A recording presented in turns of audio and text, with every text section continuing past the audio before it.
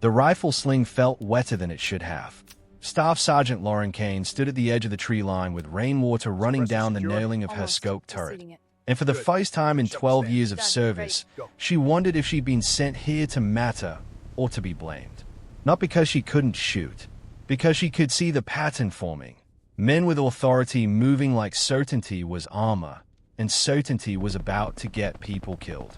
Her left glove pressed against the laminated range card in her cargo pocket.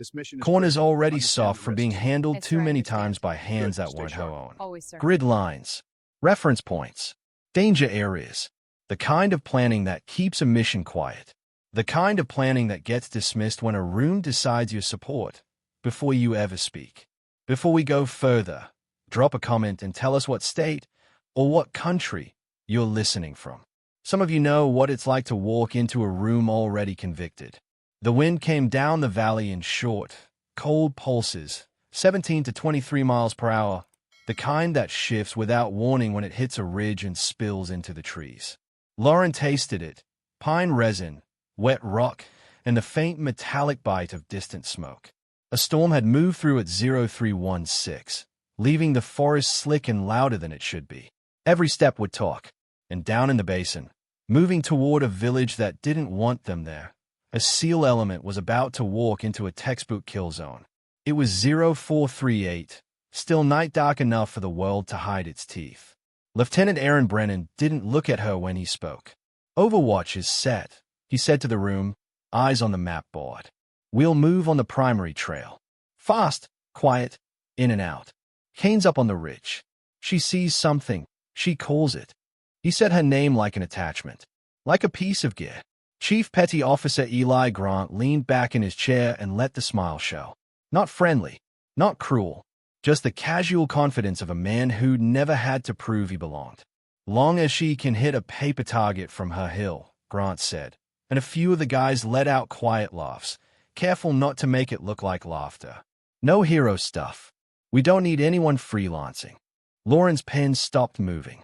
Her sector plan sat on the table in front of Brennan, hand-drawn, measured with a Landsat compass and a laser rangefinder, annotated with the exact distances, 312 meters to the first saddle, 487 to the deadfall choke, 712 to the open cut line, 1,043 to the west spur.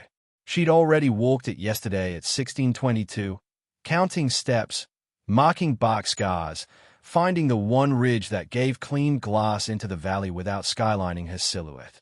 Brennan slid her range card aside with 2 fingers, like it was an inconvenience. We'll keep it simple, he said. We're not here to write a novel. Lauren didn't argue. Not because she didn't have words. Because she'd learned, the hard way, that some men hear warnings as challenges. And the moment a warning sounds like a challenge, it becomes personal. Then it becomes political. Then it becomes lethal.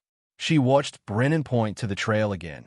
Tight formation, predictable pace, a route that followed the easiest ground like the enemy wouldn't predict the obvious. Grant tapped the table. Just do what you do, Sergeant, he said, and try not to get lost up there. Lost. Lauren's thumb found the edge of a weathered brass casing she kept in her pocket. .30-06, stamped LC-69. A relic her grandfather had carried like a prayer through a war nobody talked about at the dinner table. He'd given it to her when she was 14, after she'd made her first cold bore hit on a mule deer at 312 yards in a Montana crosswind. Don't talk, he'd told her, voice rough like gravel. Let the round talk. If this story already hits something in you, if you've ever been underestimated in the place you work the hardest to earn, say so in the comments.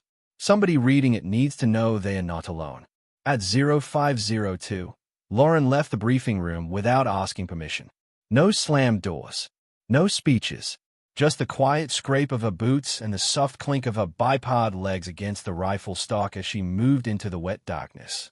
Outside, the forward operating base smelled like diesel, coffee grounds, and mud.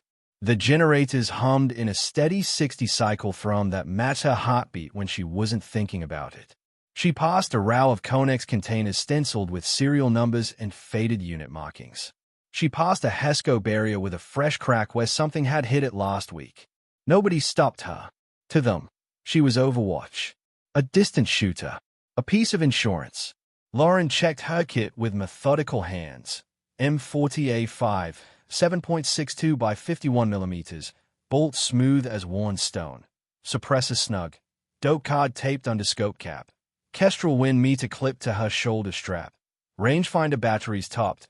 2 full mags of 175 grain match. 1 emergency mag of 168s. Tourniquet stage where her left hand could find it blind. She moved like she had all the time in the world. Because panic wastes time. And time is what ambushes steal first. Bio 529. She was climbing. The ridge wasn't a clean path. It was wet rock that tried to roll underfoot, slick moss that grabbed her soles, and dead branches that snapped if you didn't place your weight right. She used her hands as much as her feet, fingers sinking into cold earth, nails catching bark. The rifle rode high on her back, barrel angled away from the ground so it wouldn't collect mud. She'd learned that trick from her father, Staff Sergeant Wade Kane. After he came home from his 3rd deployment with a limp he never explained and a stare that never fully left the desert. Her father hadn't been a sniper. He'd been a man who knew what gunfire sounded like when it was meant for you. When she was 17, he'd taken her to an abandoned quarry outside Great Falls at 0610 on a January morning. Temperature, 19 degrees Fahrenheit. Wind, steady 14 miles per hour. He'd placed a steel plate at 600 yards and handed her a rifle that was too heavy for her shoulders. Your hands will shake, he'd said. Your breathing will lie. Your pride will scream. But the round doesn't care. Then her grandfather, Arthur Kane, Vietnam infantry, scarred down his left forearm like a crooked river, had added one sentence, quiet as a confession. Every shot is a decision you can't take back. Lauren carried those words like extra weight. Not because they held her down, because they kept her honest. At 0617, she reached the hide site she'd already selected, an outcropping just below the ridgeline, where the rock broke the outline of a body and the pine boughs formed a natural curtain. She didn't crawl into it like she owned it. She slipped into it like she was borrowing space from the earth. She laid out her mat. She planted the bipod feet. She pressed her cheek to the stock and let the world narrow. Her scope view filled with the valley, a shallow bowl, 1,900 meters across, ringed by timber and broken by a single dirt track that cut through like a scar. A creek ran along the eastern edge, swollen from the night rain, water flashing silver whenever a break in the canopy let dawn leak through. She ranged landmarks, 743 meters to the north bend of the track, 816 to the boulder cluster, 902 to the fallen log that would funnel movement, 1,127 to the low stone wall near the first hut. This wasn't just distance. This was consequence measured in meters. At 0644, she saw Brennan's team step into the valley. 8 men, 2 columns, tight spacing, heads forward, weapons down at a low ready like the forest was empty and the world was fair. Lauren felt her jaw tighten. They looked professional to someone who wanted to believe. They looked exposed to someone who read terrain like language. A flicker of movement on the far tree line caught her eye. Too still, too deliberate. A shape that wasn't a tree. Another shape that wasn't a bush. A line of darkness where darkness didn't match.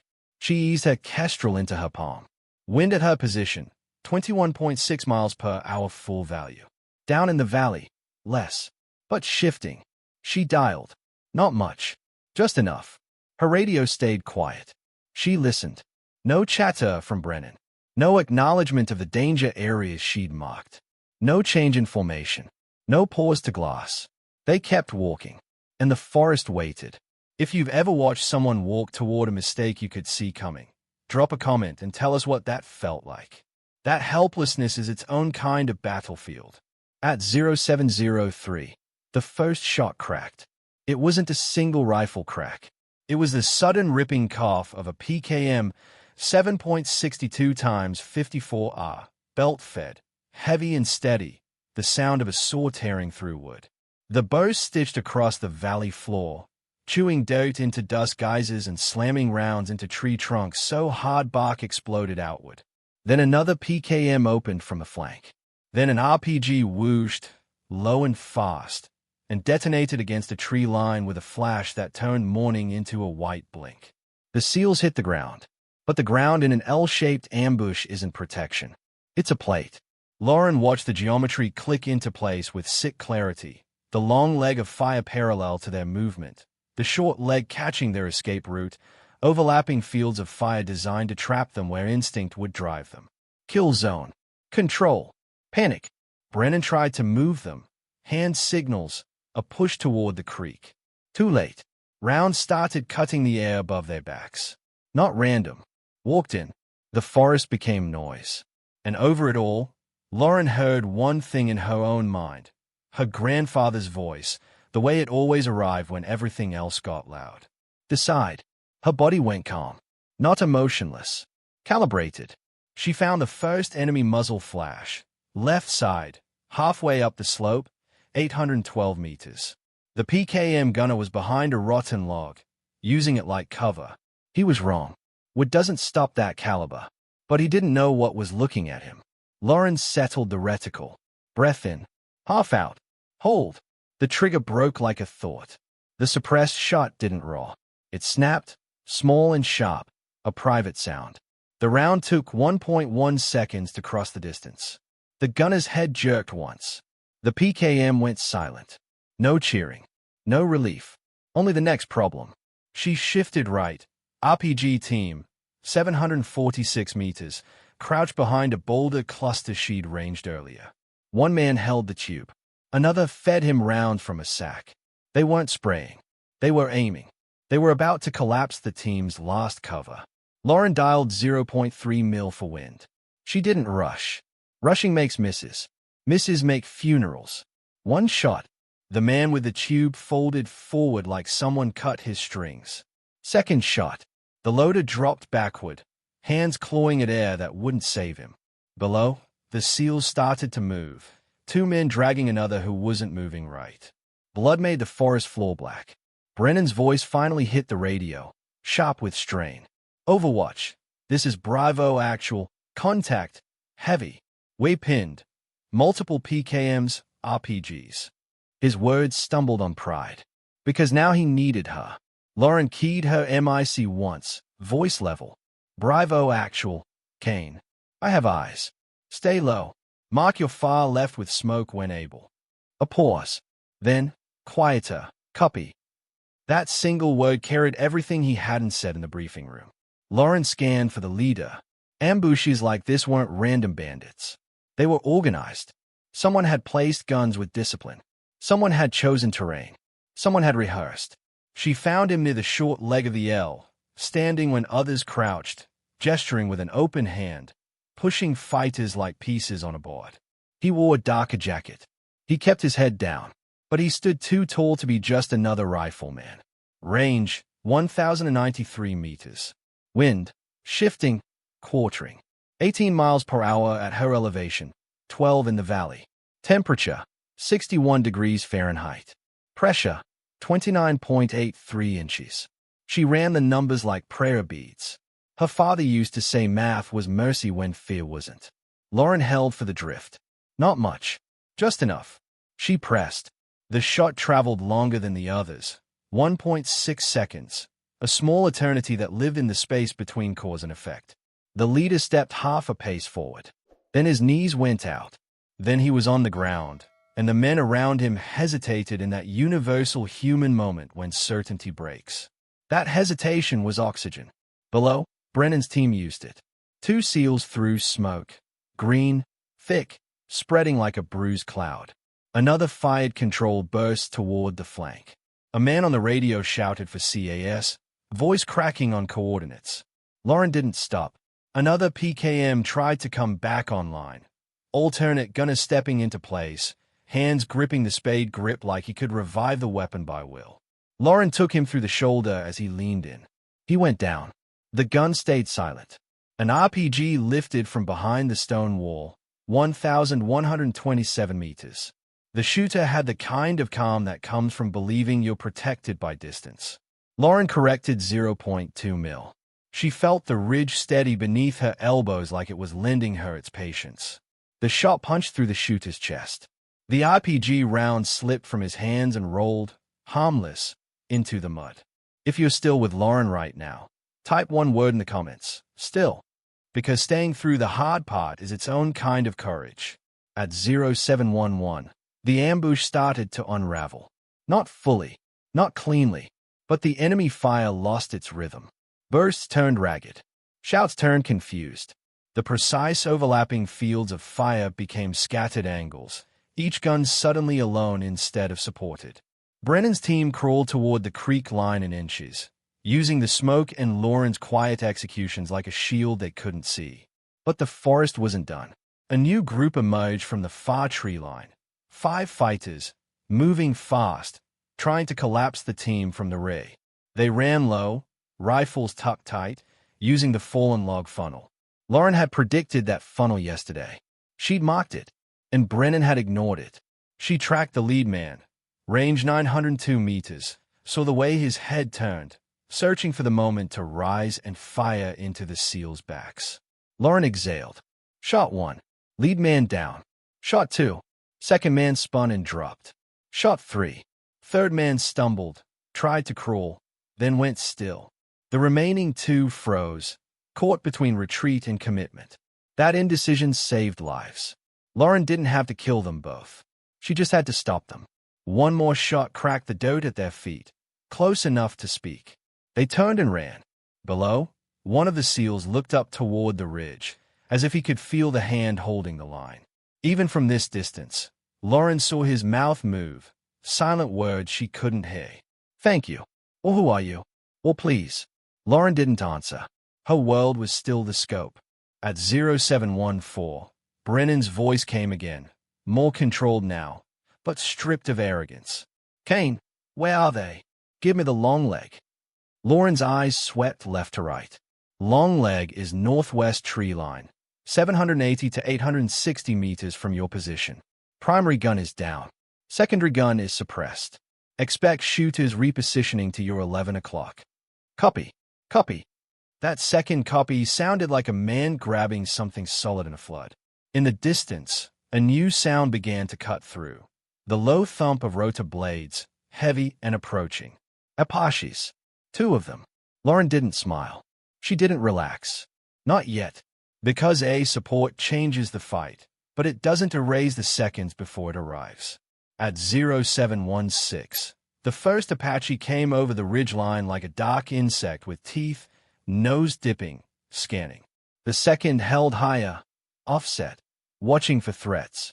The radio filled with clipped calls, authentication, quick grids. Lauren watched the valley from her hide and saw the enemy do what they always do when the sky turns hostile. They ran. They scattered into trees. They abandoned positions they built with time and sweat. They dragged wounded. They tried to disappear into the same forest that had protected them. But the Apaches didn't need them to stay still. The 30mm chain gun barked, a deep, mechanical thunder that shook the air. Dirt erupted. Trees snapped. A line of impacts marched across the short leg of the ambush like a verdict. Hydra rockets followed, streaking into the tree line, detonations lifting smoke and soil in rolling waves. Below, Brennan's team finally stood, half running, half stumbling out of the kill zone toward a covered rally point near the creek. One man still dragged the wounded operator, arms locked like steel cables. Lauren kept scanning. Her job didn't end because the sky arrived.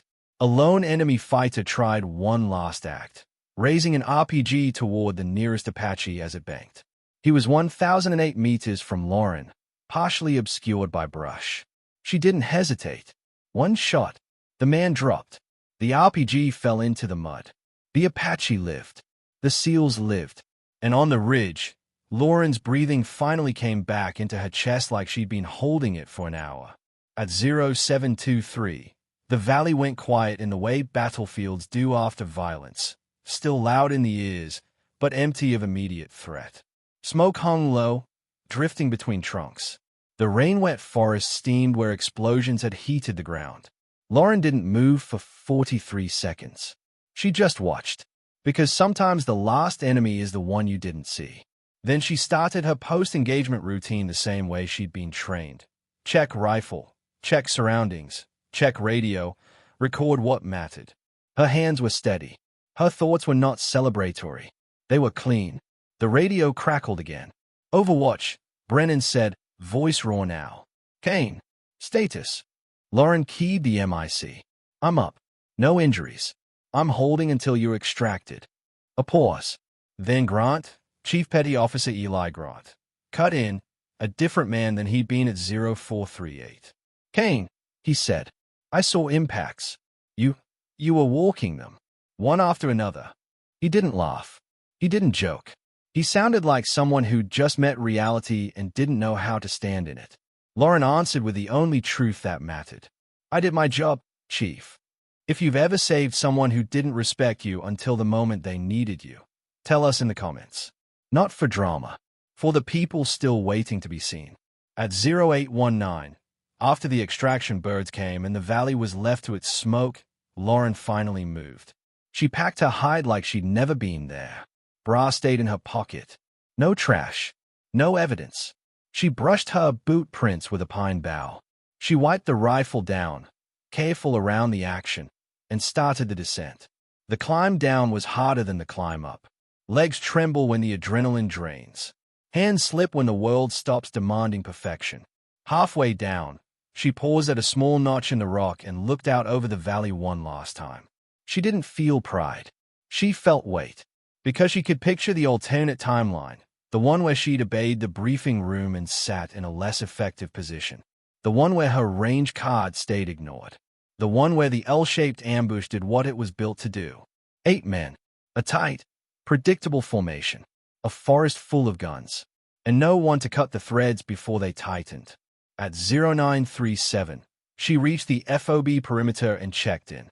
The medic at the aid station looked up when she walked by, eyes flicking to the mud on her sleeves, the pine needles in her hair, the calm in her face that didn't match the smoke still staining the horizon. You okay, Sergeant? He asked. Lauren nodded once. I'm fine. It was the truth. And it wasn't. Because fine doesn't include the echo of a PKM in your bones. By 1012, Brennan and Grant were in the Tactical Operations Center, reviewing footage, map overlays, comm logs, and the timeline. Lauren wasn't in the room. She didn't need to be. The evidence was already there, stamped into radio transmissions and the sudden silence of enemy guns. But she stood outside anyway, leaning against a cinder block wall that smelled faintly of bleach and sweat, listening through the thin door as men with rank tried to find language for what they dismissed. Brennan's voice, low. She called the funnel before we stepped off. Another officer, Major David Sutter, Battalion Operations, responded, tight and sharp. Did you read her range card? Silence. That silence was not empty. It was confession. Grant's voice came next, quieter. She was right. About the formation. About the ridge. About everything. Lauren's eyes closed for 1 second. Not because she wanted their regret. Because she didn't want their next mistake to cost more lives. At 11:26, Brennan opened the door. He looked older than he had that morning. He stepped into the hallway and saw her there, standing with a rifle case at her feet like it was simply another piece of a body. Staff Sergeant Kane, he said, and the formality sounded like he was trying to rebuild himself in real time. In there, we reviewed the comms, the impacts, the sequence. Lauren waited. Brennan swallowed. You saved my team. The words came out stiff, like they didn't fit his mouth yet.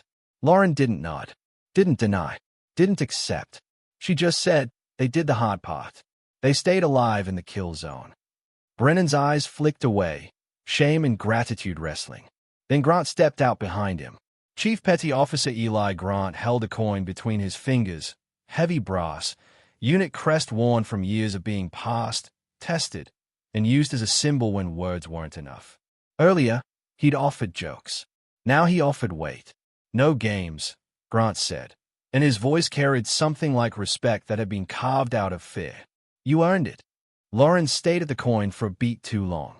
She thought of her grandfather's casing in her pocket. Brass from an old war. Brass from a decision.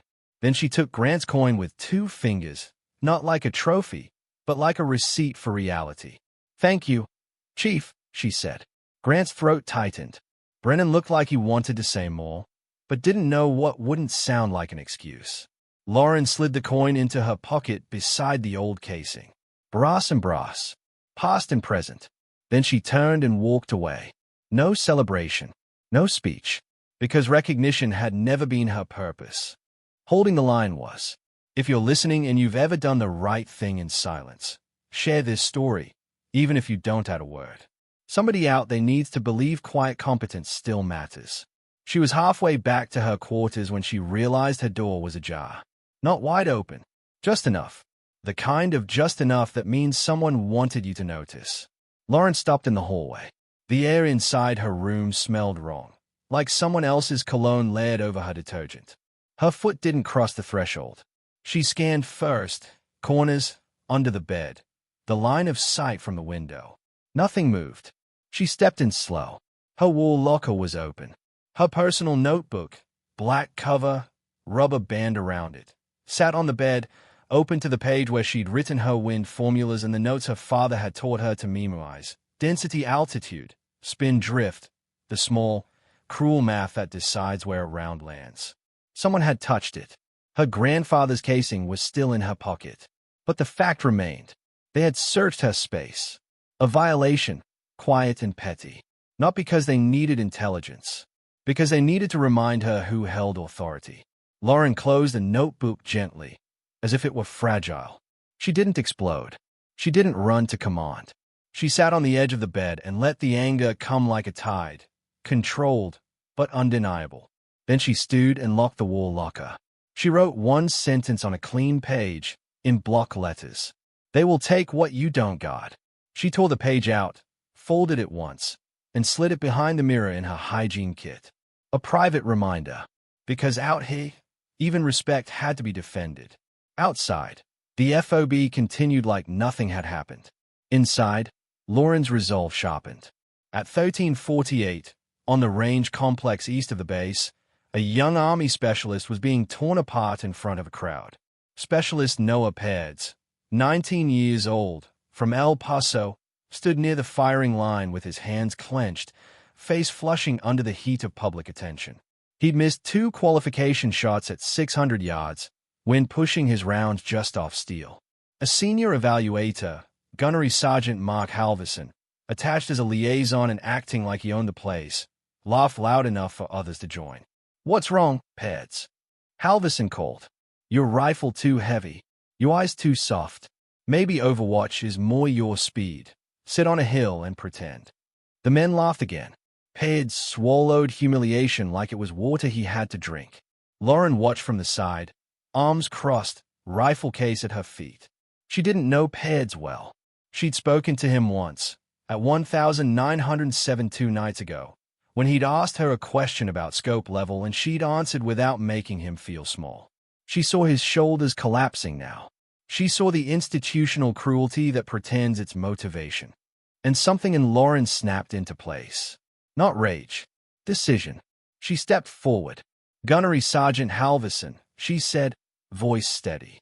Halverson turned, grin already loaded. "Oh," he said, "Overwatch herself. You here to teach the kid how to miss quietly." Lauren didn't blink. "You on a joint range," she said.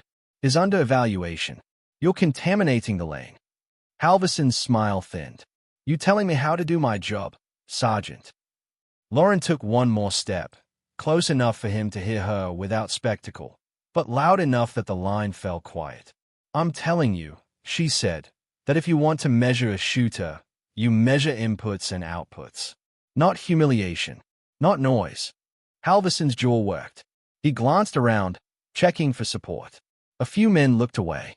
A former loyalist type, Petty Officer Second Class Mason Rourke, one of Grant's followers, shifted uneasily, like he'd laughed earlier but didn't want to now. Lauren pointed at the wind flag downrange, barely visible, flapping irregular. "Wind just switched," she said. "Call it. Don't mock it." Pads looked at her like she'd thrown him a rope. Halverson scoffed. "You want to run his lane?" Lauren's answer was simple. "I'll run mine," she said.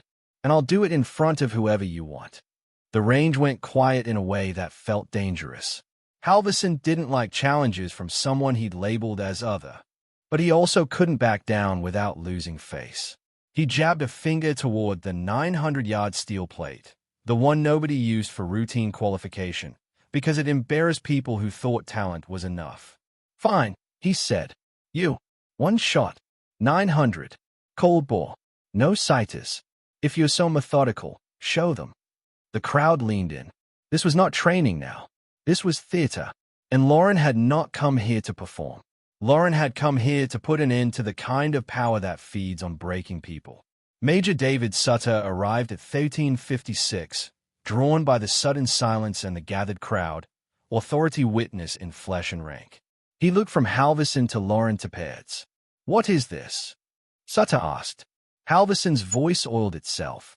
"Just seeing what Overwatch can do, sir." Lauren met Sutter's eyes. "A cold bore demonstration," she said. 900 yards. With wind. Sutter's gaze sharpened. He understood exactly what this was. A trap disguised as a test. "Proceed," Sutter said, voice flat. "One round." Lauren set her rifle on the mat, prone, body aligned behind the bore. She didn't look at the crowd. She looked at the air. Wind at shooter, 11 to 15 miles per hour. Wind mid-range, harder to read, broken by scrub.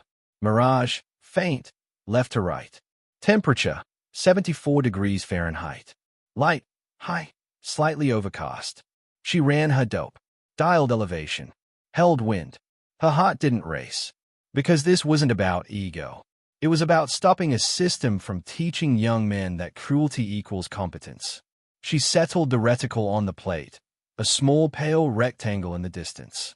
Breath in, half out, hold, trigger. The shot cracked. A long second. Then the steel rang, clear and undeniable, a bell tone that cut through the entire range complex like a verdict. One shot. Cold bore. 900. Halverson's face drained. Peards' eyes widened, the shame cracking, replaced by something that looked like hope and didn't yet know how to stand up straight. Major Sutter's expression didn't change much, but his eyes did. He looked at Halverson like a man reviewing evidence. Lauren rose, slung her rifle, and walked to Peards. She spoke quietly, just to him. "Call wind before you call your worth," she said. Peards swallowed hard and nodded. "If you've ever had someone step in when you were being publicly broken, tell us about it. Your story might be the one that keeps someone else from quitting." Halverson tried to recover with a laugh that didn't land. "Lucky," he muttered. Lauren turned her head slightly. "Luck doesn't repeat," she said. Halverson's mouth opened, closed.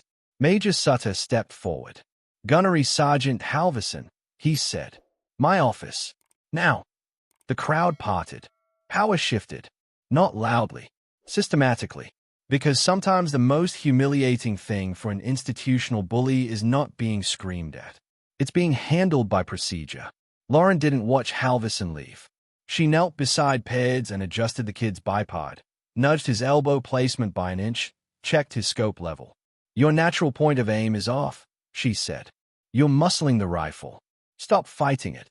Peards exhaled shakily. "Yes, Sergeant." Lauren's voice softened by 1 degree. "You can do this," she said. "Not because I said so. Because the math will tell the truth if you let it." At 14:22, Peards fired again. His round hit steel. Not dead center, but on. And the sound of that hit did something the earlier laughter couldn't undo. It gave him back his spine. Lauren stood and looked downrange, letting the wind touch her face like a reminder that nothing stays still and pretending it does is how people die. In her pocket, Grant's coin sat beside her grandfather's casing. 2 pieces of brass, 2 different wars, the same lesson. Recognition is noise. Competence is quiet. And quiet is what keeps the living breathing. At 16:10, as the sun started to drop and the forest beyond the base turned dark again, Lauren returned to her room. She opened her hygiene kit and checked behind the mirror. The folded page was still there. "They will take what you don't got." She didn't remove it. She didn't need to, because it wasn't about the paper. It was about the promise. She sat on the bed and held her grandfather's casing between thumb and forefinger until the warmth of her skin touched the cold brass. Somewhere in Montana, A man had taught her to shoot in silence. Somewhere in a war zone, she had proven that silence could be salvation. And somewhere in the same institution that tried to make her small, a shift had started, not because of speeches, but because evidence had spoken louder than bias. Outside, the generator hummed. Inside, Lauren stayed at the wall for a long time, and her thoughts went to the valley at 0703. The moment the PKMs opened and the world tried to turn 8 men into names carved into metal. She had stopped it, not alone, but decisively. And tomorrow, the system would try again to forget what it owed. Lauren didn't care, because she wasn't built for applause. She was built for the moment everything breaks. If you're still here at the end of part 1, share where you're listening from. And if you know someone who carries quiet competence like a burden, send this to them. Some people only get seen when the bullets start. The coin felt heavier now that it had stopped being a symbol. Staff Sergeant Lauren Kane rolled it across her knuckles at 0218. Alone in her room, listening to the bass settle into its night noises, boots on gravel outside, a distant radio squelch, the low engine hum that never fully died. The brass caught the weak light once per turn, flashing the crest like an eye that wouldn't close. She set it beside the .30-06 casing on the window ledge. 2 circles of metal. 2 promises. 1 quiet rule. Don't chase recognition. Chase precision. If you're still here, drop a comment and tell us what time it is where you're listening from. Some of you understand what it means to be awake when everyone else thinks the fight is over. By 0440 the next morning, the story of the valley had already become something else in the mouths of men who weren't there. In the chow hall, a junior petty officer said, "AS saved them," like the Apaches had arrived before the first burst. A contractor with a coffee cup said, "SEALs always find a way, like courage alone bends bullets." And at a table near the back, someone laughed and said Overwatch got lucky, because luck is an easier word than humility. Lauren ate in silence. Oatmeal gone cold. Coffee too bitter. The coin heavy in her pocket like a pulse. She watched the room the way she watched terrain, angles, pressures, where people gathered, where they avoided. She saw Petty Officer Second Class Mason Rourke sit with Grant's circle, shoulders slightly turned away, like the laughter yesterday had left a bruise he didn't want anyone to see. Rourke met her eyes once, then looked down at his tray. Not guilt, doubt. And doubt was where systems started to crack. At 0607, an email hit the company distribution list. After action review, Valley contact, mandatory attendance, 0830, TOC. Mandatory, not requested, not optional. Lauren read it twice, then once more. Because mandatory meant command had decided the truth mattered more than ego, at least for one morning. At 0829, she walked into the Tactical Operations Center carrying her rifle case in her left hand, like a reminder. The room smelled like dry erase marker, sweat, and the faint ozone tang of overloaded electronics. A projector threw a satellite image onto the wall. The valley's shallow bowl, the dirt track scar, the creek line, the ridges she'd climbed in the dark. Major David Sutter stood at the front with a tablet in his hand. Calm, controlled. The kind of authority that didn't need volume. Lieutenant Aaron Brennan sat at the table with his team. Posture stiff, eyes a fraction too bright. Chief Petty Officer Eli Grant was beside him, hand clasped like a man trying to keep his own history from spilling out. And near the back wall, arms folded, jaw clenched, Gunnery Sergeant Mark Halverson watched like a man waiting for his world to return to normal. Lauren chose a seat nobody had saved for her. She sat anyway. The AAR started with numbers. Sutter didn't waste language. He didn't dramatize. He laid facts down like weights and let the room feel them. First effective enemy fire at 0703, he said. Ambush geometry consistent with an L-shaped kill zone. Primary PKM positions at approximately 812 meters and 846 meters from the element's entry point. IPG activity from 3 positions between 731 and 1,127 meters. 2 Apaches on station at 0716. Extraction complete at 0812. He tapped the screen. A red overlay appeared, marking the kill zone. Brennan swallowed. Grant's eyes stayed on the map, but his shoulders tightened. Sutter continued, voice even. We are reviewing this for 2 reasons. 1. To prevent repeat failure. 2. To address deviations from established procedures, planning, coordination, and Overwatch integration. He let the words hang.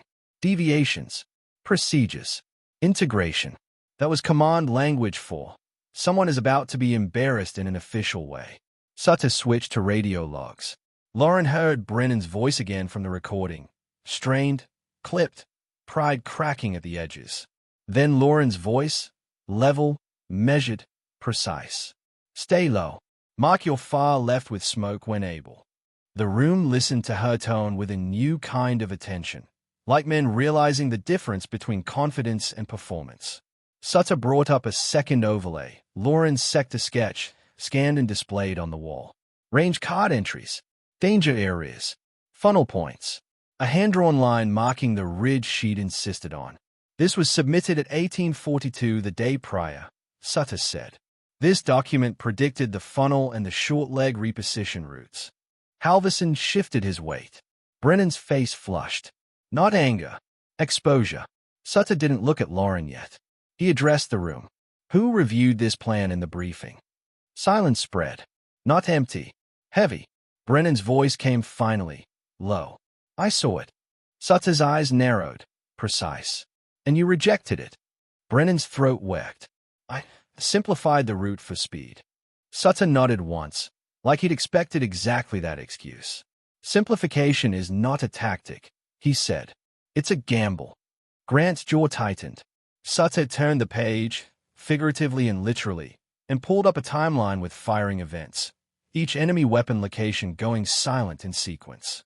At 0704, PKM position 1 neutralized. At 0706, RPG team neutralized. At 0708, PKM position 2 suppressed. At 0710, likely enemy leader engaged at 1,093 meters. At 0712, rear envelopment element disrupted at 902 meters. He paused. He finally looked at Lauren. Staff Sergeant Lauren Kane, he said, full name and rank clean in the air. Confirm. You engage from an unsupported height at approximately 743 meters above the valley floor, with wind at 21 miles per hour at your position. Lauren kept her face steady. Supported by terrain and bipod, sir, she said. Wind varied between 17 and 23 at elevation. Valley wind lower. Quartering. Sutter nodded. And your first-round hits were consistent. Yes, sir. Sutter's eyes held hers. Any reason you were not positioned where the brief placed Overwatch? Lauren felt every gaze shift to her. This was the moment where truth could become insubordination if delivered wrong. She chose precision. Sir, the assigned Overwatch position had a masked sector to the west spur, she said. No clear line on the creek bend. My reckon at 1622 identified this ridge as the only position with full visibility on the valley track and funnel point at 902 meters. I submitted that. Brennan stayed at the table. Grant exhaled slowly, like a man who wanted to speak but knew he shouldn't. Sutter looked at Brennan. Lieutenant, he said, you will answer one question. Why was her plan dismissed? Brennan's eyes flicked up, then down. He could have lied. He could have made it about time, tempo, any of the noble words. Instead, the shame-forced honesty. Because I didn't trust her integration, he said. And because she wasn't from our element. There it was. Not tactical. Institutional. The room didn't react with outrage. No dramatic gasps. Just the quiet recognition that the ugliest truths usually arrive in plain language. Sutter's tone stayed flat.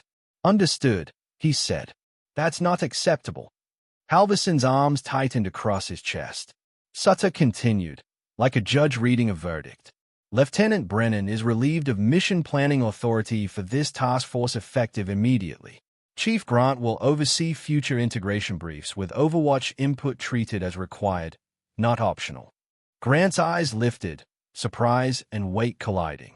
Yes, sir, he said. Sutter turned his gaze to Halverson like a blade turning. And Gunnery Sergeant Halverson. Halverson's chin lifted. Sir. Sutter's voice remained calm, which made it worse for Halverson. An unauthorized search was conducted in Staff Sergeant Kane's quarters at approximately 1910 yesterday. A lock was bypassed. A personal notebook was handled. Halverson's face hardened. Sutter didn't ask if it happened. He stated it. CID will review. In the interim, you are removed from evaluation duties and reassigned off the range complex. Halverson's mouth opened. This is... Sutter cut him off with a raised hand. Minimal motion. Maximum authority. This is procedure, he said. You are done here. Halverson stood rigid for 2 seconds, then turned and walked out. No screaming. No brawl. Just the institutional bully stripped of his platform, exposed by the very system he'd used as a weapon. Lauren didn't look at him as he left. She didn't need to. If this vindication hit you, if you've ever waited years for the truth to become official, tell us in the comments what kept you going. Somebody listening needs your answer. The AAR ended at 0914. Men began to file out, voices quiet, eyes avoiding the places they'd laughed before. Brennan lingered. He approached Lauren near the door, shoulders tight like he was carrying a rucksack full of words. Staff Sergeant, he said. Lauren stopped. Brennan swallowed. I owe you more than a thank you, he said. I owe you an apology. I treated you like equipment. Lauren watched him, searching for performance. What she saw was a man with consequences finally attached to his choices. I don't need your apology, she said. Not cruel, just honest. I needed you to listen. Brennan nodded once, slow. I will, he said. If they let me work again, I will. Lauren didn't offer comfort. Comfort wasn't her job. She gave him something else. Write it down, she said. What you ignored. What it cost. Then teach it. Brennan's eyes tightened, like the words cut. Yes, he said. I will. Grant approached next. Chief Petty Officer Eli Grant held his hands behind his back, like he didn't trust them to behave. Kane, he said. Lauren waited. Grant's voice dropped, quiet enough that only she could hear. We were wrong, he said. Not tactically, personally. Lauren felt a strange pressure in her chest, something close to relief, but not quite. Grant cleared his throat. I offered you that coin like it was the end of something, he said. But it's not. It's a beginning. If you want a seat in our briefs from now on, you'll have it. Lauren studied him. He wasn't offering charity. He was offering a change. You'll treat the next Overwatch the same way, she asked. Grant didn't hesitate. Like a weapon we can't afford to ignore, he said. Like a teammate. Lauren nodded once. Then it'll work, she said. Grant exhaled, like his lungs had been holding a debt. Rourke hovered behind Grant, uncertain. Lauren turned her head toward him. Petty Officer Rourke. Rourke straightened like he'd been caught. Yes, Staff Sergeant. Lauren saw the young man's conflict, the pull between loyalty to a culture and the new evidence that culture had almost killed them. You laughed yesterday, she said. Rourke's face flushed. Yes, he admitted. Lauren's voice stayed even. Decide what kind of man you are, she said. Because the Valley doesn't care. Bullets don't care. The only thing that matters is whether you protect your people. Rourke swallowed hard. Yes, Staff Sergeant, he said, and the yes sounded like a choice being made. Lauren walked out into the sun at 0931. The air was already warming, 78 degrees Fahrenheit, humidity climbing, the base shimmering at the edges like the world was trying to blur yesterday into forgetfulness. But Lauren didn't forget. Not because she wanted to hold grudges. Because forgetting is how patterns repeat. At 11:10, she sat alone behind the maintenance bay where nobody went unless they wanted privacy or shade. She pulled out her grandfather's casing and set it on her palm. She remembered his hands, thick fingers, scarred knuckles, the smell of gun oil and pipe tobacco when he hugged her on the porch the day she left Montana for basic. He'd been dying then. He hadn't said it out loud, but she'd seen it in how carefully he moved. He'd pressed the casing into her hand like it was a key. Promise me, he'd said. What? She'd asked, throat tight. That you won't become loud, he'd said. Loud gets people killed. Be the kind of dangerous that doesn't need a stage. She'd promised, and now the promise had weight. Proof. Blood. Lauren closed her fist around the casing. She didn't pray. She didn't perform a ritual for anyone watching. She simply sat in the heat and let the memory settle like dust after gunfire. Maybe you know someone who carries a legacy like that. Quiet, heavy, inherited. If you do, share this story with them. Your message might be the thing that keeps them steady on their worst day. Weeks passed. The base rotated new units through. New faces filled the chow hall. New briefings replaced old ones. The institutional machine kept moving, always hungry, always ready to polish the inconvenient edges off people who didn't fit. But something had shifted beneath the surface. At 0645 on a Wednesday, 24 days after the Valley, Lauren was called into Major Sutter's office. The room smelled like paper and coffee and the faint tang of polish on cheap furniture. A framed photo of an infantry platoon hung behind Sutter's desk. Men in uniforms, faces blurred by time. Sutter gestured to a chair. Lauren's Saturday. Sutter slid a folder across the desk. Fort Benning is piloting a sniper integration program, he said. Joint capable. Cross-branch. The aim is to prevent what happened in that valley from happening again. Lauren didn't react. She waited. Sutter tapped the folder. I want you there, he said. As an instructor, Staff Sergeant Kane, you have the technical credibility and the moral gravity for it. Moral gravity. He didn't mean virtue. He meant the weight of consequences. Lauren's throat tightened, almost imperceptibly. I'm not commissioned, she said. I'm not. Sutter cut in gently, the first gentleness she'd heard from him. You're exactly what they need, he said. Someone who earned authority the hard way. Lauren looked at the folder. Orders. Dates. Names. Report date. The 17th of August. Course length. 63 days. Location. Fort Benning, Georgia. Assigned billet. Instructor. Advanced marksmanship and Overwatch integration. Her pulse quickened, then steadied. This wasn't a reward. This was responsibility. Yes, sir, she said. Sutter nodded. One more thing, he said.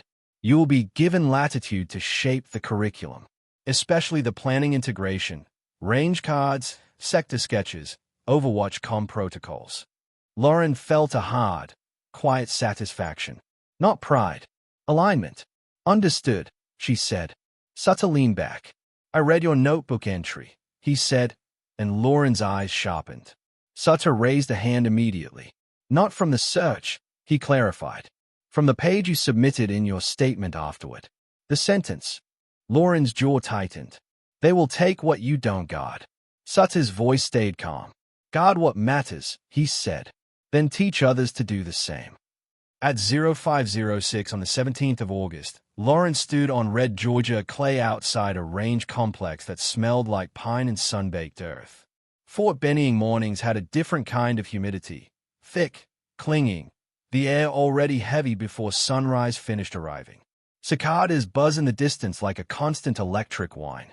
The American flag at the range entrance hung limp for a moment, then snapped once as a breeze found it. Lauren wore her uniform crisp, boots cleaned, rifle case in her left hand. The rifle sling felt heavier than it should have, not because the weapon had gained weight, because she could feel the expectations attached to it now. Men who would arrive skeptical, defensive, eager to prove dominance instead of competence. A line of soldiers formed in front of her, 18 students on day one. There was a young corporal with nervous eyes and a jaw clenched too tight. There was a staff sergeant who looked like he'd never been told no by anyone lower ranking. There was a specialist with hands that trembled slightly, like pads had trembled.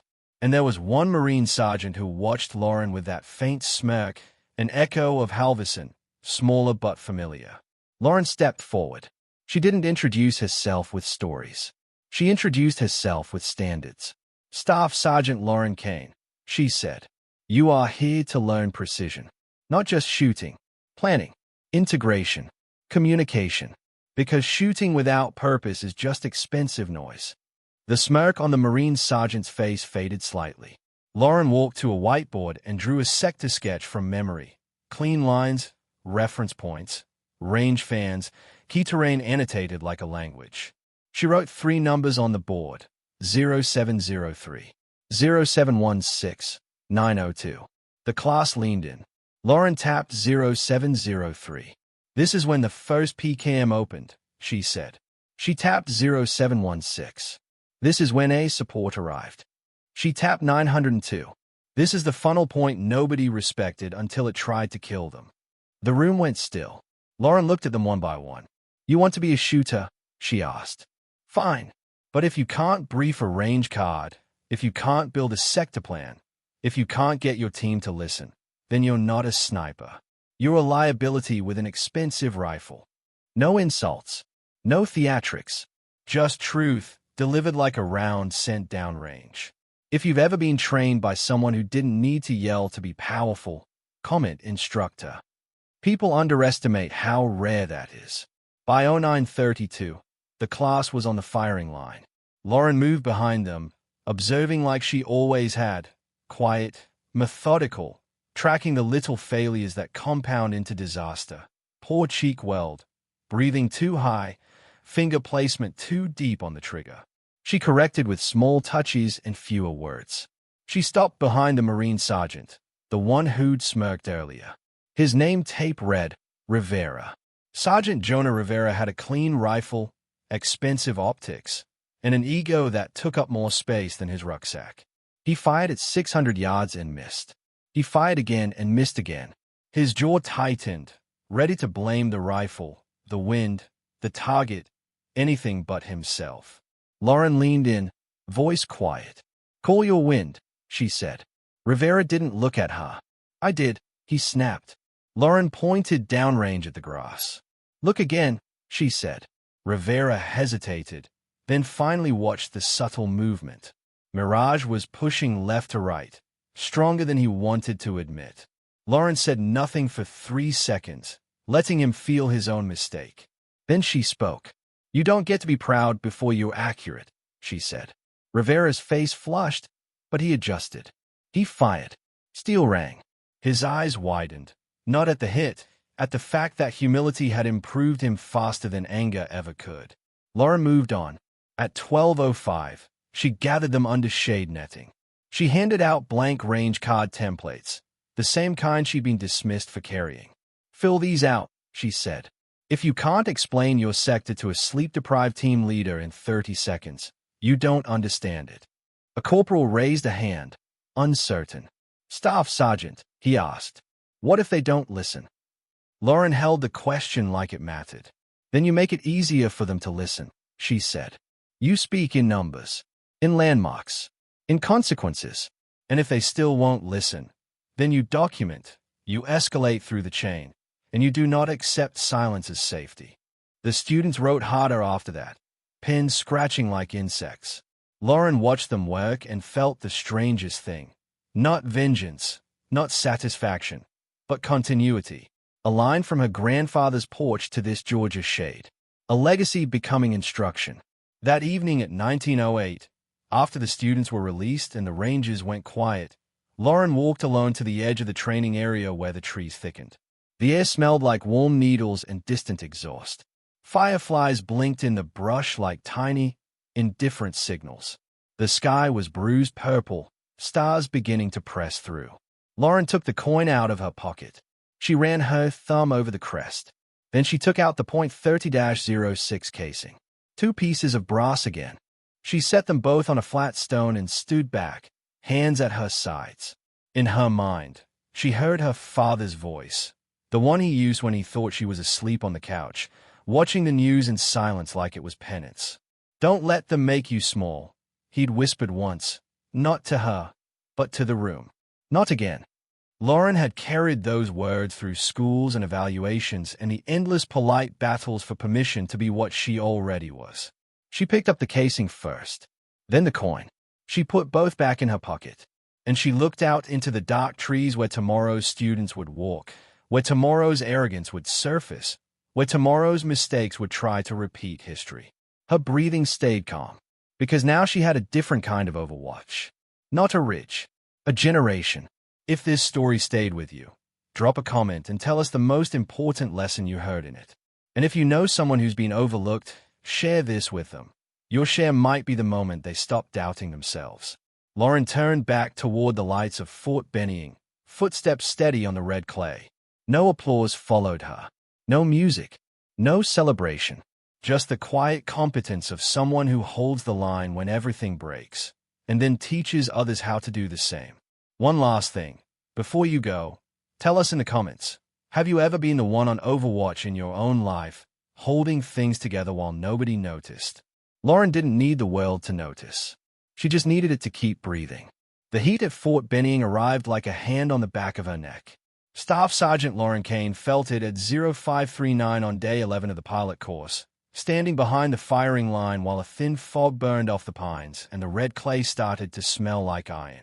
Her rifle case leaned against a range post, the same scuff latches, the same quiet weight. And for the first time since the valley, she felt something close to doubt, not about her shooting, but about whether the institution would let this change survive once the headlines faded. Because the system always loved results. It rarely loved the person who forced the results to happen. If you've ever watched a hard-earned change start to slip back toward the old way, drop a comment and tell us what you did to hold it in place. By 0612, the students were already sweating through their collars. 18 shooters, 18 egos, 18 different reasons for being here. Lauren walked the line in slow passes, listening to the micro sounds that told the truth. A bolt slammed too hard, a breath held too long, a sling that squeaked because a man hadn't bothered to tape it. She corrected without show. Natural point of aim, she said to Corporal Jim Innett Park, whose elbows were too far wide. Let the rifle settle. Stop wrestling it. Park nodded, face tight with effort. 2 lanes down, Specialist Devin Harlan had a cheek weld that floated like he didn't trust the stock. Lauren tapped his helmet once, a light touch. Anchor, she said. Same spot every time. The shot is not a surprise. It's a decision. Harlan swallowed and adjusted. At 0647, Sergeant Jonah Rivera, still carrying the earlier lesson like a bruise, shot his 3rd string and hit steel 4 times in a row at 600 yards. Not center punches, but honest hits. His shoulders loosened, and Lauren watched him fight the urge to smile too big. He glanced back at her. She gave him one nod. Not approval. Confirmation. The range didn't care who he was. It cared what he could repeat. At 0719, the first real friction arrived. A group of observers walked onto the range complex. 3 men and 1 woman in clean uniforms, not a speck of clay on their boots. One carried a clipboard. Another carried an expression that said he'd already decided what he was going to write. Leading them was Lieutenant Colonel Raymond Toland, infantry, a man with the polished calm of a career built on briefings and boards. Behind him was Captain Elise Marrow, a small-framed officer with sharp eyes and a notebook that looked used, not decorative. Toland stopped beside Lauren without greeting. Staff Sergeant Kane, he said, voice neutral. Sir, Lauren replied. Toland watched the students fire like he was watching a machine produce parts. We're here to evaluate the pilot, he said. We've had concerns about tone. Lauren kept her eyes on the line. Tone, sir. Toland's mouth tightened. Some feedback suggests you're running this course like you're still in a combat zone, he said. We're training, not waging war. Lauren felt the familiar pressure of being misunderstood on purpose. She turned her head slightly. So, she said, training is where people learn habits they'll use when it becomes war. Toland's gaze flicked toward her rifle case, then back to her face. I'm aware, he said, but there's also morale, cohesion. We don't want students leaving here feeling small, Lauren said before she could stop the word. Toland blinked once, a controlled irritation. Captain Marrow's pen paused. Lauren kept her voice steady, respectful, and unmovable. So, I don't make them small, she said. Reality does. Wind does. Distance does. Fear does. My job is to teach them how to stand in it without pretending it isn't there. The line cracked with steel impacts. Ding, ding, ding, punctuating her words like proof. Toland exhaled through his nose. We'll observe, he said. Carry on. He moved down the line. Captain Marrow lingered half a step behind, eyes briefly meeting Lauren's with something like recognition. Not sympathy. Alignment. At 0843, Lauren called the class into the shade again. The humidity had climbed to 73%. Heat shimmer rose off the clay in thin waves. She handed out a new assignment. Sector sketches for an Overwatch position overlooking a mock village built of plywood and sandbags. Your sketch will include dead space, she said. Your range card will include reference points. Your radio plan will include brevity codes and contingencies. A hand rose. Specialist Harlan. Staff Sergeant, he asked, voice cautious. What if command ignores it? Lauren looked at him. The question carried more than curiosity. It carried faith. She answered carefully. Then you don't stop making it, she said. You keep submitting it. You keep documenting. You keep speaking in facts, not feelings. Because facts are harder to punish. Rivera watched her like he was storing the words for later. Corporal Park's pen moved faster. Lauren's eyes drifted briefly to Captain Marrow, who stood near the observers, reading the students' work with an expression that didn't flinch. Captain Marrow met Lauren's gaze and gave the smallest nod. At 1017, the course ran its first integrated field problem. The students moved through a timbered lane while a separate element, role players and cadre, set a simulated ambush with blanks, smoke, and controlled chaos. Lauren wasn't watching for theatrics. She was watching for decisions. At 10:29, the ambush initiated. Smoke popped. Blanks cracked. A PKM simulator rattled from the left. Most students reacted like they'd been trained by movies. Fast movement without thought, noise without structure, shouting without clarity. Lauren cut through the chaos with a voice that didn't rise. Stop, she called. Freeze. The students halted, confused. Lauren walked into the lane with calm steps, as if she owned the danger. She pointed at the ground. Where's your kill zone? She asked. Silence. She pointed at the trees. Where's your long leg? She asked. Rivera's mouth opened, then closed. Lauren's eyes swept them. You don't get to fight until you know where you are, she said. If you can't name the geometry, you're just running from noise. A younger soldier, Private First Class Mateo Rios, attached as an augment, stood trembling, eyes wide, breathing too fast. Vulnerable ally in flesh. He looked like a kid who'd been thrown into a storm. One of the loudest students, Staff Sergeant Brant Coyle, snorted. Maybe he's not cut out for it, Coyle muttered. Loud enough. Lauren turned her head slowly toward Coyle. The lane went quiet. Lauren walked up to Coyle until she was inside the space he used to intimidate people. She didn't invade. She occupied. You will not decide what is cut out for, she said softly. Not hey. Coyle's jaw flexed. Lauren's voice stayed even. You will either teach him to breathe, she continued, or you will move out of my course. Coyle's eyes flicked to the observers, checking who was watching. Captain Marrow watched. Lieutenant Colonel Toland watched. Coyle swallowed. Yes, Staff Sergeant, he said, and it came out tight. Lauren turned to PFC Rios. Rios, she said, look at me. Rios did. 4 seconds in, she said. 4 seconds out. Do it. Rios tried. His first exhale shook. Lauren didn't correct the shake. She corrected the rhythm. Again, she said. Rios breathed again. His shoulders dropped a fraction. Lauren nodded. Now, she said, name what you hear. Rios swallowed. Machine gun left, he said. Rifle fire front. Lauren's voice warmed by 1 degree. Good, she said. Now name where you are. Rios looked around, eyes focusing. In the low ground, he said. Between the pines. No cover behind. Lauren nodded. Now you can move, she said. Because you know what you're moving from. If you've ever had someone steady you when your mind was sprinting, drop a comment and tell us what that person did. Small moments like that can change a life. The field problem resumed, and the students performed better, not because fear vanished, but because Lauren forced it into structure. Afterward, at 11:48, Lieutenant Colonel Toland pulled Lauren aside near the ammo shed. His tone was controlled. You publicly corrected a staff sergeant, he said, in front of the class. Lauren didn't flinch. Yes, sir, she said. He was undermining a soldier in contact simulation. Toland's eyes hardened. We can address behavior without embarrassing NCOs, he said. Lauren held his gaze. So, she said, embarrassment is what he was using as a weapon. If I let that stand, it becomes doctrine. Toland's jaw tightened. Captain Marrow stood a few steps away, pretending to review notes, listening anyway.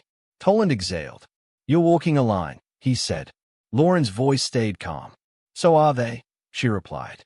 "And theirs has consequences." Toland stared for a long second, then turned away. At 13:36, Lauren's office door in the instructor trailer was unlocked when she returned. She noticed immediately, not because she was paranoid, because patterns repeat.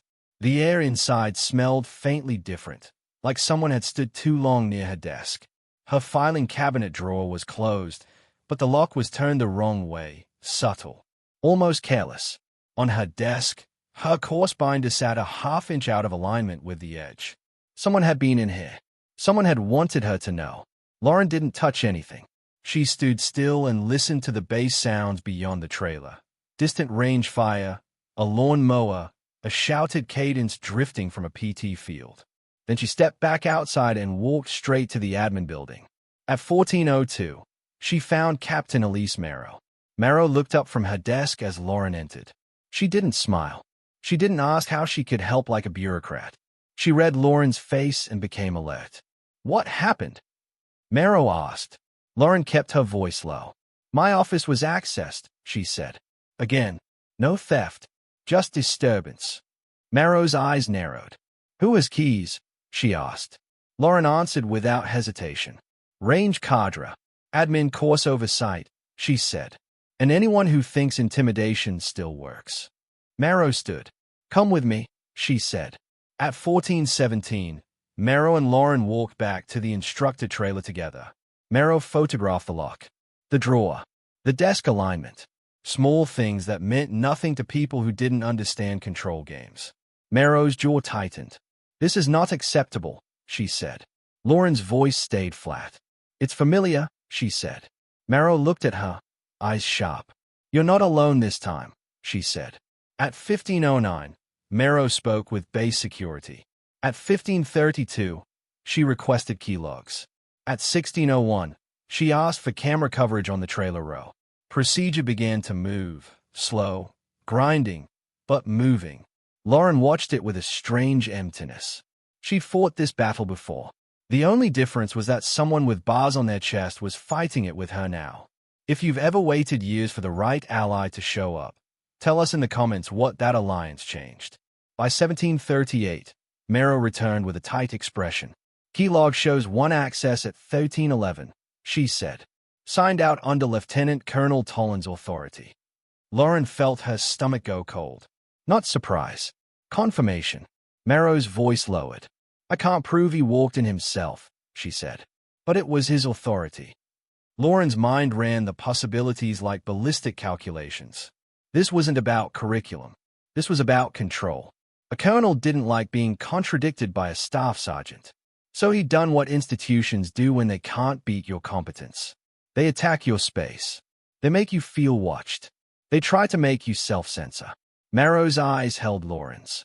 "I'm escalating," she said. "But I need you to understand what that means." Lauren nodded once. "It means he'll come harder," she said. Marrow's mouth tightened. "Yes," she said. "And it means we'll need evidence so clean it can't be denied." Evidence. Lauren understood evidence. On the range, evidence was still ringing or staying silent. In the institution, evidence was logs, cameras, statements, and timestamps. At 19:16 that evening, Lauren stood on the range alone, after the students had been released. The targets downrange were still, white rectangles in the fading light. The air was thick and warm. Mosquitoes whined near her ears. She set her rifle on the bench and stayed at the wind flags. She thought of the valley, 0703, when evidence had been muzzle flashes and silence. Now the evidence was subtler, and therefore more dangerous, because subtlety is where power hides. She took out her grandfather's casing. She rolled it between her fingers until she felt the stamped letters under her thumb. LC-69. She thought of him in Montana, telling her that the round doesn't care what you want. She whispered the words he'd told her on that porch. Be dangerous without a stage. Then she made a decision. At 0624 the next morning, Lauren revised the Day 14 curriculum. not to soften it, to harden it against sabotage. She inserted a new graded event, Overwatch Integration Brief, Live Evaluation. Each student would brief a range card, sector sketch, comm plan, and contingency tree to an evaluating panel. Not one evaluator, a panel, and the briefs would be recorded. Audio, video, logged.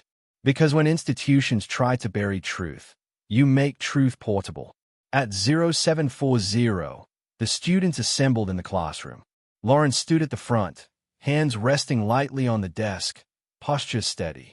Today, she said, you will brief as if lives depend on your clarity. Coyle smirked faintly. Lauren looked at him. They do, she said. The smirk died. She continued. Your brief will be recorded, she said. Not to punish you, to protect the truth. Rivera's eyes flicked up, interest sharpening. Harlan swallowed. PFC Rio straightened. Lauren's tone stayed calm. If you can explain your plan, she said, no one can erase it later. At 0833, Lieutenant Colonel Toland walked into the classroom unannounced.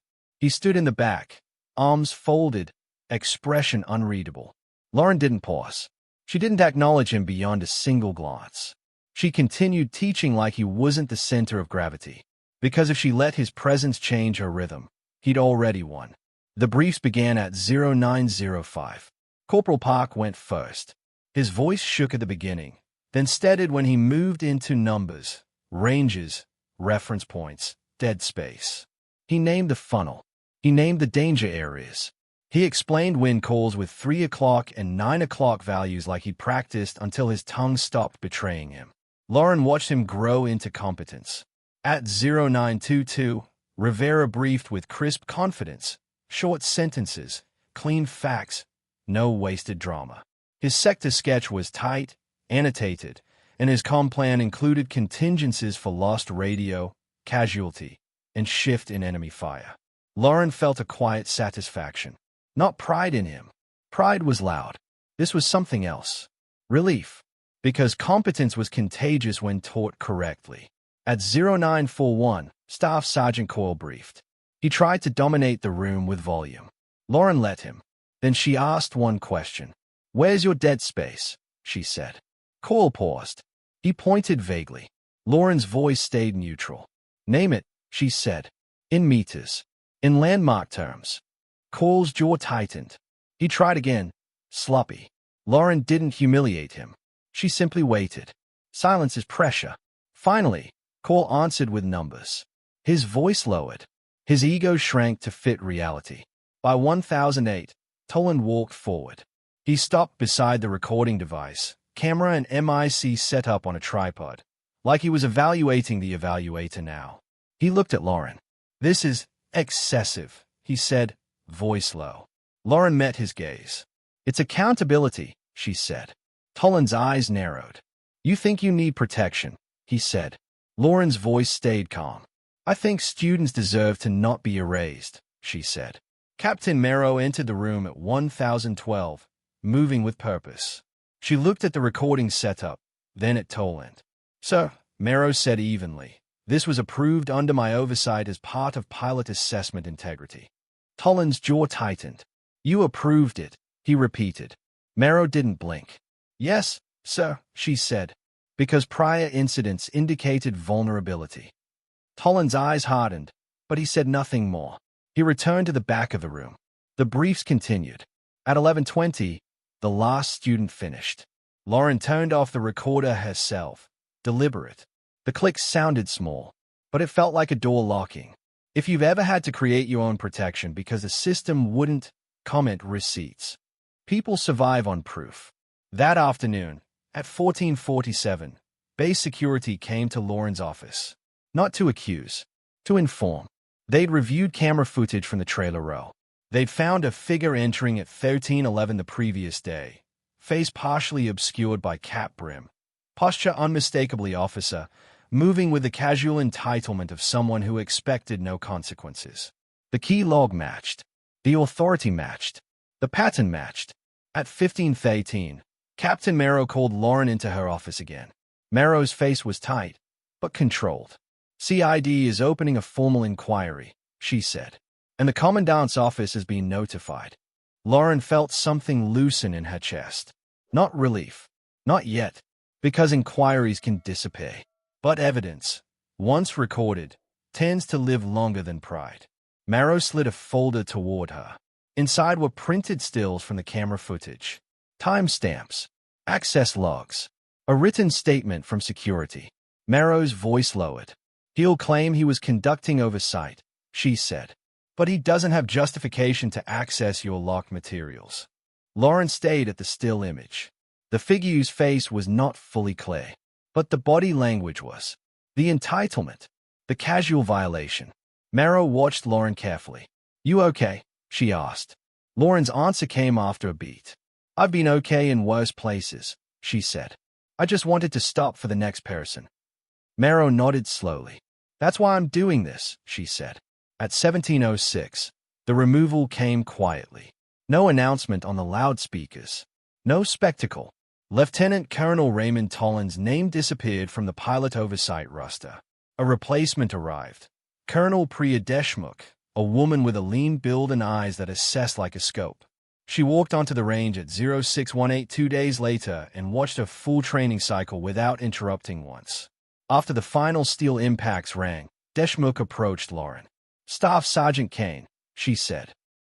Lauren replied. Deshmukh held her gaze. I read the Valley AR, she said, and I reviewed the pilot's data.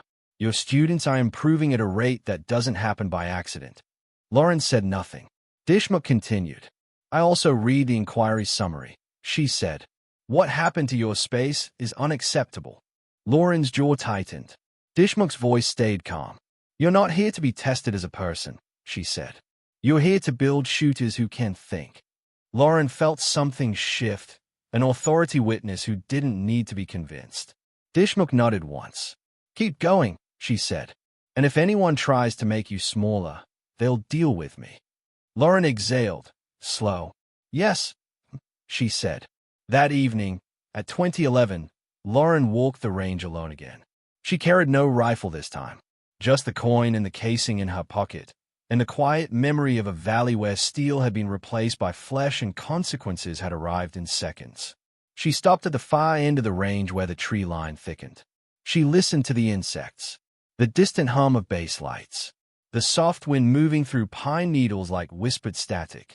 She thought of Ped's back on the FOB, his first hit after humiliation. She thought of PFC Rios, his breath returning under her voice. She thought of Rivera, ego shrinking into competence. She thought of the SEALs in the kill zone, men who'd lived because someone they'd dismissed refused to be petty. She pulled out the coin and held it up to the fading light. The crest flashed once. Then she put it away, because symbols were fine. But what mattered was what got built when nobody clapped. If this extended ending stayed with you, tell us in the comments what part hit hardest, and share it with someone who's still fighting to be taken seriously. Your share might be their ridgeline. Lauren turned and walked back toward the lights, footsteps steady, shoulders squared, carrying legacy like a quiet weapon. Not loud, not bitter, just exact.